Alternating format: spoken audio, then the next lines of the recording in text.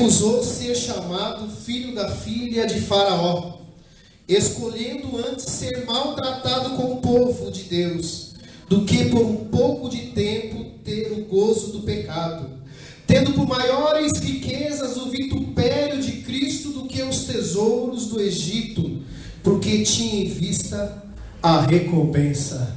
Pode sentar, irmãos. Glória a Deus. A carta aos Hebreus é uma carta diferente de todas as demais cartas do Novo Testamento.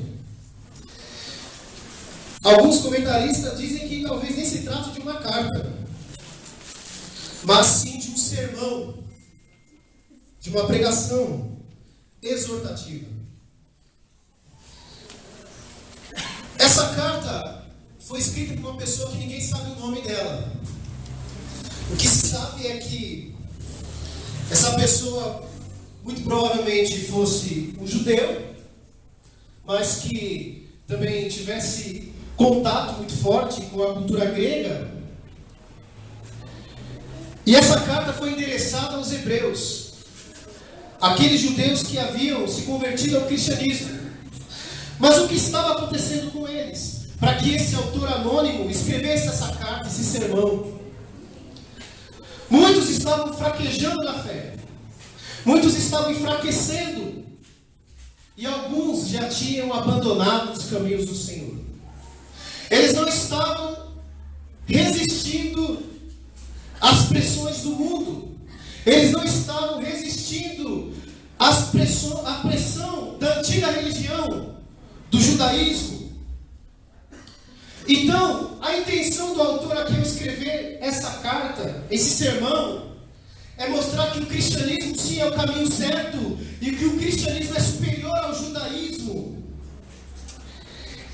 Ele identificou que o principal motivo da dispersão dos hebreus é a perda de fé. E ele decide escrever até o final. Ele fecha e conclui o seu sermão falando sobre esse tema, a fé.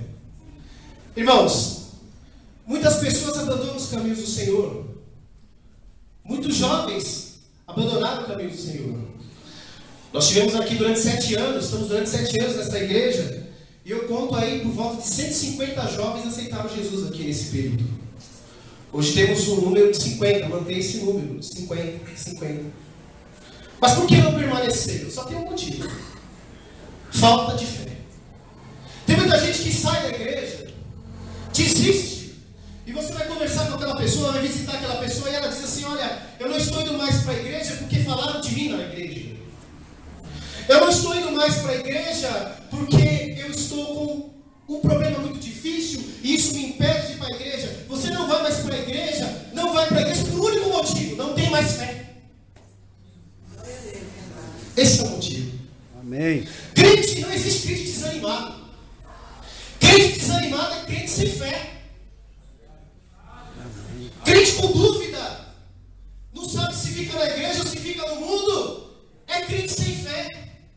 Eu li alguns anos atrás, quando eu era adolescente, o livro do Shed, e tem uma fala, não sei se é dele, se é de outro livro que ele coloca. Ele diz que o contrário da fé não é a incredulidade, mas é a dúvida.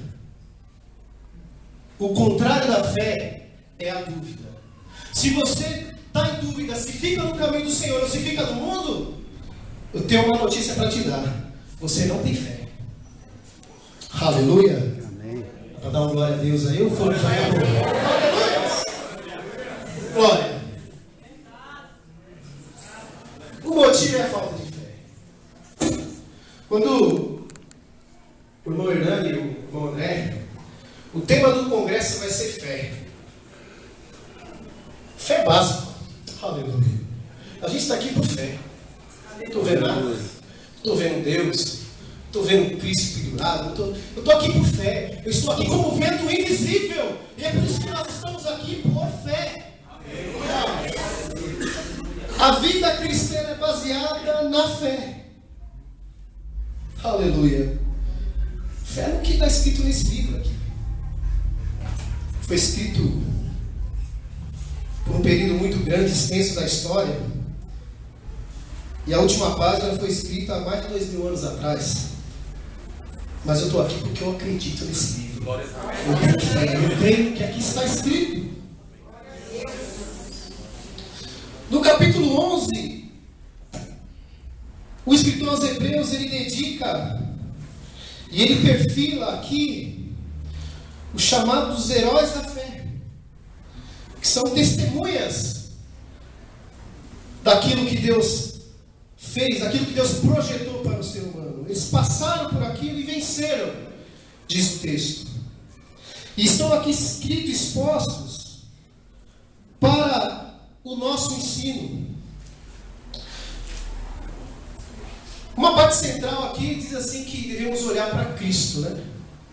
Olhando para Cristo, o autor e consumador da nossa fé. Quando ele escreve isso, o autor dos Hebreus está dizendo assim, que o nosso objetivo é o que Cristo alcançou. Morreu na cruz, ressuscitou, foi glorificado, está à destra do Pai. Esse é o nosso objetivo. Mas nós temos que olhar os outros também. Eu olho para Cristo porque ele é o meu objetivo. E olho os exemplos dos demais. Amém? Eu queria falar sobre um aqui. Moisés. Está aqui no... A história de Moisés começa em Hebreus, no versículo 23.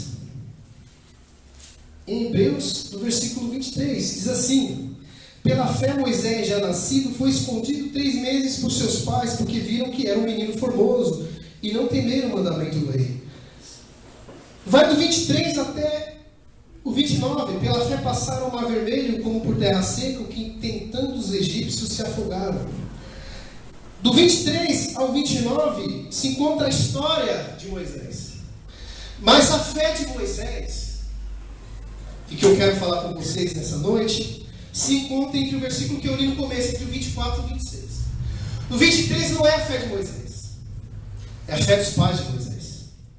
No versículo 27 ao 29 é uma fé compartilhada, porque ele não fez a Páscoa sozinho, ele fez com o povo. É uma fé juntamente com o povo. Ele também não atravessou, não abandonou o Egito sozinho. Ele saiu com o povo, então é a fé do povo.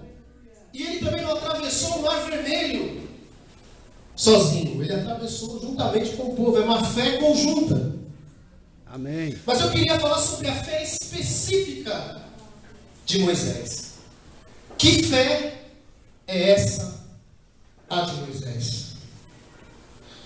Nós temos uma ideia de fé.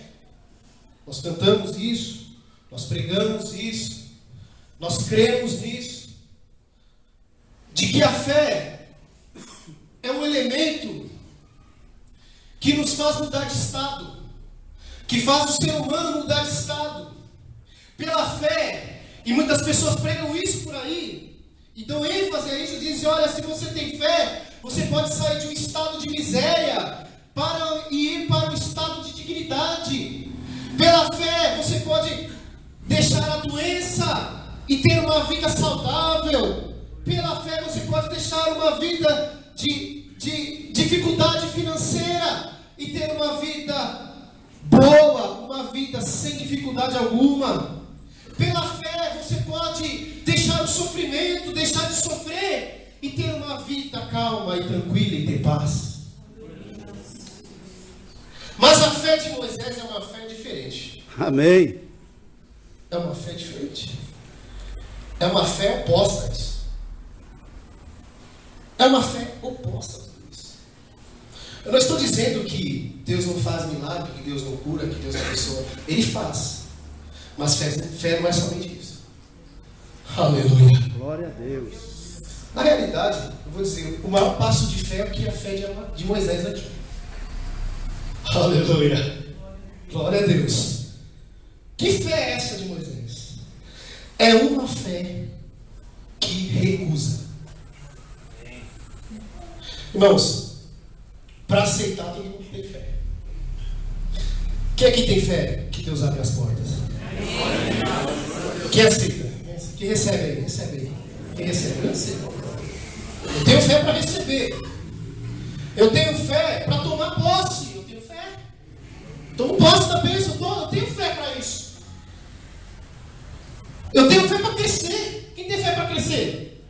Quem não quer crescer? Quem não tem fé para isso? Eu tenho fé para crescer. Eu tenho fé para melhorar. Aleluia. Quem tem fé para melhorar? Dê glória a Deus. Mas a fé de Moisés é uma fé que, olhando com os olhos humanos, é uma fé para piorar. Você tem fé para piorar? Você tem fé para descer? Você tem fé para tirar? Você tem fé para perder? Amém. Glória a Deus. Até onde vai a sua fé? E se eu falar para você que a sua vida vai ser de sofrimento? Você tem fé para isso? Aleluia. E se eu falar para você que o seu sofrimento, a sua luta, vai durar até o dia que Deus te levar? Você tem fé para isso? Amém. Tem fé? Glória a Deus. Aleluia! Ele recusou o título de filho da filha de Faraó. Ele recusou o título de príncipe do Egito. Aleluia. Glória a Deus. Oh, glória. Aleluia. Mas ele não está recusando apenas um título. Ele está recusando uma família. Ele está dizendo para a mãe dele, porque a Joquebede, a mãe natural de Moisés, deu à luz e foi a ama de leite. Mas quem acompanhou todo o crescimento, quem deu todo o amor, aleluia, quem deu todo o estudo, toda a estrutura, quem deu todo o ensinamento para ele ser um homem, para ele ser um grande homem político, quem ensinou toda a ciência do Egito foi a sua mãe. Aleluia. Mas quando ele recusa esse título, ele diz assim: olha, você é minha mãe, você fez tudo isso por mim, mas eu recuso tudo isso. Bom, do ponto de vista aqui, é uma ingratidão terrível. É, Jesus. Aleluia. Você aqui tem outra tradução que diz mais forte, é recusar, rejeitar. Eu vou dizer uma coisa, irmãos. Tem hora na nossa vida que para servir a Deus de verdade, com fé, tem que ser ingrato. Meu Deus. Aleluia. Muitas vezes você vai ter que desconsiderar outra. É forte isso aqui. Jesus disse: olha, quem não deixar pai e mãe e não me seguir, não tem parte comigo, não tem parte comigo. Tem hora que tem que deixar pai e mãe, tem hora que tem que deixar namorado, namorada, tem hora que tem que deixar amigos. Aleluia. Ou você não tem fé para isso? É, Jesus. Qual a sua fé? Aleluia. Fé é essa. Aleluia. É uma fé que recusa. Ele deixou uma família. Ele deixou um nome para trás. O nome hoje é importante. Meu pai fez questão de pôr o nome de todos os filhos. Lucas Aquino dos Santos, Vasti Aquino dos Santos, Jonatas Aquino dos Santos. Eu coloquei Aquino no nome da minha mulher. E agora eu tenho que pôr o nome do meu filho e o nome que ela quer.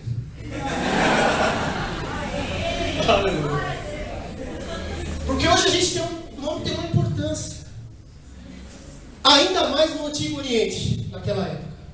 Nós cantamos aqui: quão excelente é, Senhor, teu santo nome.